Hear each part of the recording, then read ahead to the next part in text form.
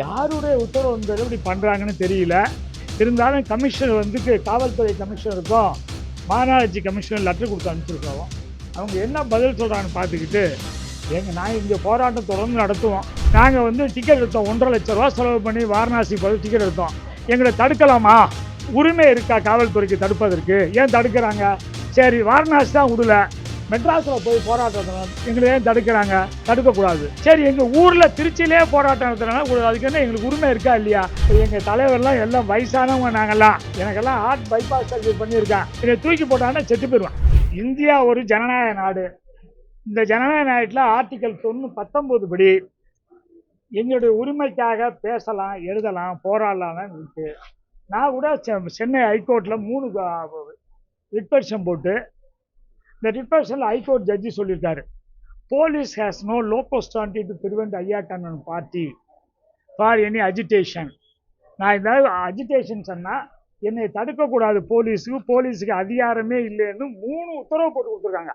அந்த 3 உத்தரவும் கையில் இருக்கு, எங்கள் கையில். போலீஸுக்கு காப்பி கொடுத்துருக்கோம். இருந்தால் இங்கே என்ன சொல்கிறாங்க, டெல்லியிலேருந்து மோடி வந்து கன்னியாகுமரியில் வந்து தியானம் செய்யலாமா 2 நாளைக்கு. விவசாயி நாங்கள் எங்களுக்கு கன்னியாகுமரி விடுங்க, அவர் வந்து விவேகானந்தர் பாறையில் செஞ்சால் நாங்கள் வந்து இப்போ நம்ம திருவள்ளுவர் பதில் செய்கிறோம் அப்படின்னா அதுக்கு என்ன பர்மிஷன் தராங்களோ இல்லையோ தெரியல.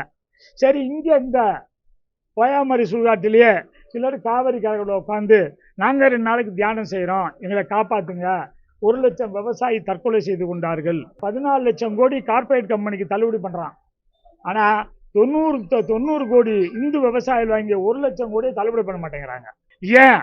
ஒரு நல்ல புத்தி, நல்ல எண்ணத்தை மோடிக்கு கொடு என்பதற்காக தியானம் செய்யலாம் என்றால் காவல்துறையை வச்சு மிரட்டுறாங்க.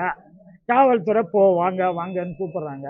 சரி, காவல்துறை நாங்கள் ஒரு தப்புமே பண்ணலையே, உயர்நீதிமன்றம் உத்தரவு கொடுத்துருக்க, நாங்கள் யாராவது பப்ளிக்கு டிஸ்டர்பன்ஸ் பண்ணாலோ அல்லது போகிற பப்ளிக்கை தேக்கினாலோ எங்கள் மேலே நடவடிக்கை எடுக்கலாம். நாங்கள் சுடுகாட்டில் பணம் எரிக்கிற இடத்துல உட்காந்துருக்கோம். பணத்துக்கு எப்போ வந்தாலும் நாங்கள் விடுறதுக்கு வழி விடுறதுக்கு ரெடியாக இருக்கோம்.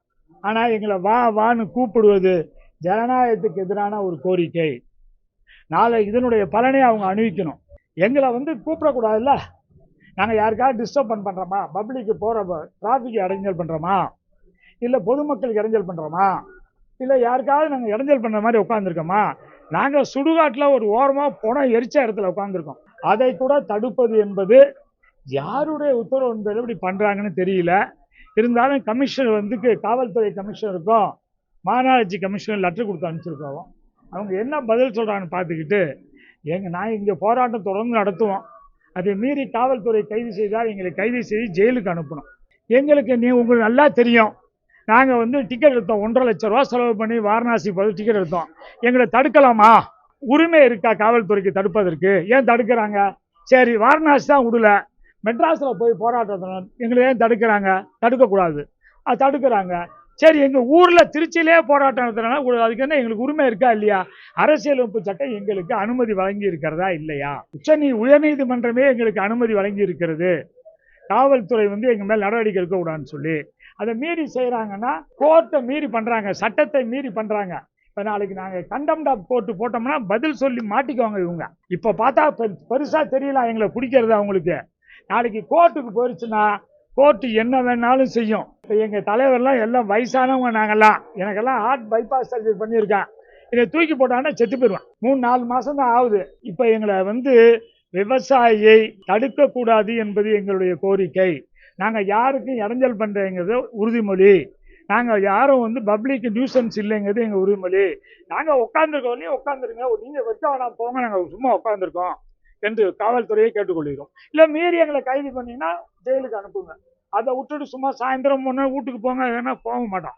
தவறான கைதியை வன்மையாக கண்டிக்கிறோம்.